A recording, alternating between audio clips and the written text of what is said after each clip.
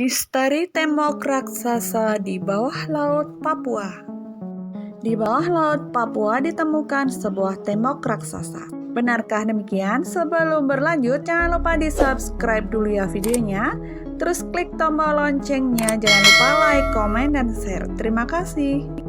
Papua adalah sebuah provinsi terluas di Indonesia dengan luas 808.105 km persegi yang termasuk pulau terbesar kedua di dunia. Baru-baru ini kita dikejutkan dengan misteri penemuan tembok panjang di bawah laut Papua bagian utara dengan ukuran panjang 110 km, ketinggian 1860 meter, dan lebar 1700 meter. Jika dilihat secara seksama, struktur ini lebih mirip dinding atau tembok karena strukturnya yang lurus, memanjang secara sempurna sepanjang 110 km. Jika ini benar, jelas bangunan seperti ini tidak dibuat oleh peradaban manusia, mengingat bangunan di abad modern ini saja seperti Menara Dubai tingginya baru mencapai 800 meter, sedangkan dinding yang ditemukan di sebelah utara Pulau Papua mencapai tinggi 1860 meter. Struktur ini berada di laut lepas tak jauh dari ibu kota Papua, Jayapura. Untuk sementara, penemuan misterius ini dinamakan Jayapura Wall atau Tembok Jayapura. Dengan menggunakan Google Maps, koordinat benteng menakjubkan tersebut terlihat pada Samudra Pasifik bagian utara Pulau Papua pada 1 derajat 59,46.9 S dan 141 derajat 29,24.6239 E. Entah mengapa tiba-tiba Google Map dan menghilangkan struktur tersebut sejak Januari 2012 lalu. Bagi bangsa Indonesia, Nuswantara atau Nusantara dikenal juga mencakup hingga ke tanah Irian Jaya atau Pulau Papua. Salah satu pulau terbesar di dunia ini banyak mengandung misteri yang belum terungkap. Ternyata di perairan utara dari salah satu pulau terbesar itu juga tersimpan suatu misteri yang menakjubkan. Saat bumi di zaman es ribuan tahun yang lalu, Pulau Irian jauh lebih besar. Bagian selatannya masih menyambung dengan benua Australia. Begitu juga di bagian pesisir utara Pulau Papua, daratannya lebih luas dari yang sekarang. Daratannya masih jauh menghampar ke tengah laut beratus kilometer karena permukaan laut pada waktu itu masih lebih dangkal dibandingkan pada masa sekarang. Permukaan laut yang masih dangkal atau masih rendah tersebut disebabkan karena wilayah hamparan es kutub utara dan kutub selatan belum banyak mencair seperti sekarang. Ini adalah video mengenai penemuan tembok raksasa di bawah laut Papua. Temboknya begitu besar dan tinggi.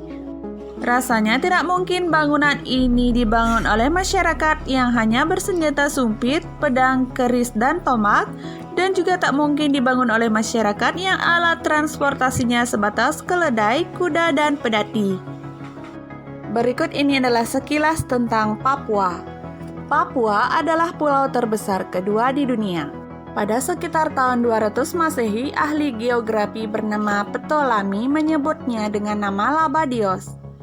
Pada akhir tahun 500 Masehi, pengarang Tiongkok bernama Gayukwa memberi nama Tungki, dan pada akhir tahun 600 Masehi, Kerajaan Sriwijaya menyebut nama Papua dengan menggunakan nama Janggi.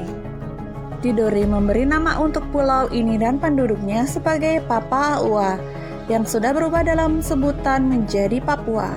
Pada tahun 1545, Inigo Ortiz de Retes memberi nama Nueva Guinea, dan ada pelaut lain yang memberi nama Isla del Oro, yang artinya Pulau Emas. Robin Osborne dalam bukunya Indonesia Secret War, The Guerrilla Struggle in Irian Jaya 1985 menjuluki provinsi paling timur Indonesia ini sebagai surga yang hilang. Tidak diketahui apakah pada peradaban kuno sebelum Masehi di Papua telah terdapat kerajaan. Bisa jadi zaman dahulu telah terdapat peradaban maju di Papua. Pada sebuah konferensi tentang lampu jalan dan lalu lintas tahun 1965 di Pretoria, Afrika Selatan, C.S. Downey mengemukakan tentang sebuah pemukiman terisolir di tengah hutan lebat pegunungan Wilhelmina.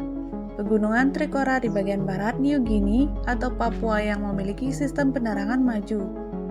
Para pedagang yang dengan susah payah berhasil menembus masuk ke pemukiman ini menceritakan kengeriannya pada cahaya penerangan yang sangat terang benderang dari beberapa bulan yang ada di atas tiang-tiang di sana. Bola-bola lampu tersebut tampak seperti aneh bersinar setelah matahari mulai terbenam dan terus menyala sepanjang malam setiap hari. Kita tidak tahu akan kebenaran kisah ini, tapi jika benar itu merupakan hal yang luar biasa dan harus terus diselidiki. Papua telah dikenal dengan kekayaan alamnya sejak dulu. Pada abad ke-18 Masehi, para penguasa dari Kerajaan Sriwijaya mengirimkan persembahan kepada Kerajaan Cina. Di dalam persembahan itu terdapat beberapa ekor burung cendrawasih yang dipercaya sebagai burung dari Taman Surga yang merupakan hewan asli dari Papua. Pada zaman Kerajaan Majapahit, sejumlah daerah di Papua sudah termasuk dalam wilayah kekuasaan Majapahit. Pada abad ke-16, pantai utara sampai barat daerah Kepala Burung sampai nama Tota atau Kabupaten Fakfak di sebelah selatan serta pulau-pulau di sekitarnya menjadi daerah kekuasaan Sultan Tidore. Tanah Papua sangat kaya. Tembaga dan emas merupakan sumber daya alam yang sangat berlimpah yang terdapat di Papua. Papua terkenal dengan produksi emasnya yang terbesar di dunia dan berbagai tambang dan kekayaan alam yang begitu berlimpah. Papua juga disebut-sebut sebagai surga kecil yang jatuh ke bumi. Papua merupakan surga keanekaragaman hayati yang tersisa di bumi saat ini. Pada tahun 2006 diberitahukan suatu tim survei yang terdiri dari penjelajah Amerika, Indonesia, dan Australia mengadakan peninjauan di sebagian daerah pegunungan Foja, Provinsi Papua, Indonesia.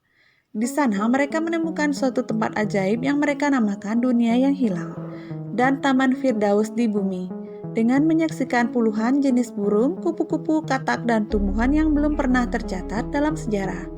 Jika dikelola dengan baik, orang Papua pun bisa lebih makmur dengan kekayaan alam yang berlimpah tersebut. Nah, demikianlah tentang misteri tembok raksasa di bawah laut Papua. Tembok besar yang berdiri kokoh di bawah laut Papua ini sampai sekarang jadi misteri. Semoga video ini bermanfaat. Thanks for watching. Jangan lupa like, comment, dan subscribe. Terima kasih.